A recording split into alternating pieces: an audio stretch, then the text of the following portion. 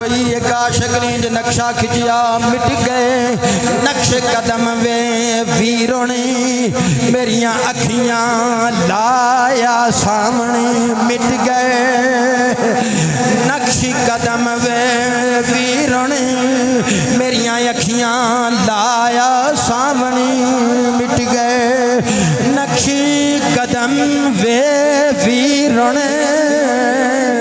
मिट गए नक्शी कदम वे वीरों ने मेरिया अखियां लाया सामने वेख के चंदरे करानू बच्चे अज बेड़ाया वेखा बन वेख के चंदरे करानू बच्चे ओ वेख के चंदरे करानू बच्चे अज बेड़ाया वेखा मनी वेख के चंदरे करानू बच्चे अज बेड़ा आवे